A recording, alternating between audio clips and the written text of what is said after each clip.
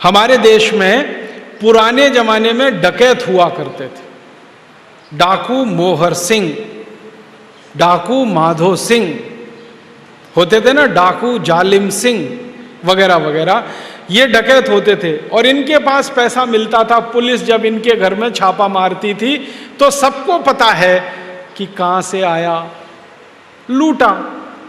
कभी एक गांव में जाके लूटा, कभी 2 गांव में, कभी 3 गांव में, कभी 1 परिवार, कभी 2 परिवार, कभी 5 परिवार।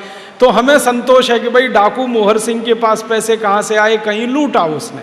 डाकू माधो सिंह के पास पैसे कहां से आए, कहीं से लूटा। अब पता चला है कि नए नए डाकू मोहर सिंह और माधो सिंह इस देश में पैदा हो गए,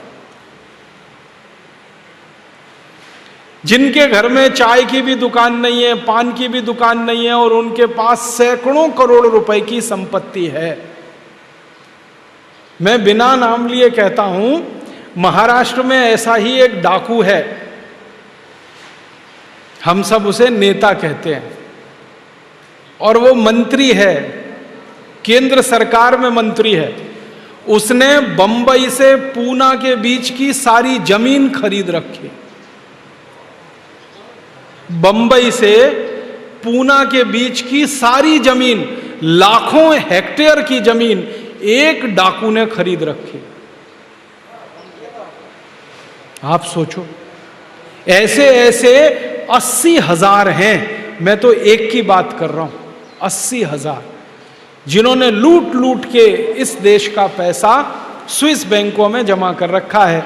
तो मैं तो आपसे यही कहने आया, डाकू मोहर सिंह मरा नहीं है, डाकू माधो सिंह मरा नहीं है, डाकू जालिम सिंह मरा नहीं है, उन्हीं की आत्मा हमारे नेताओं में प्रवेश कर गई है।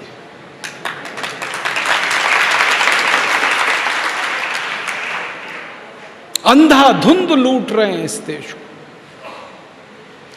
और आपका पैसा, मेरा पैसा, दर्द मुझे इस बात का है कि मेरा पैसा या आपका पैसा है।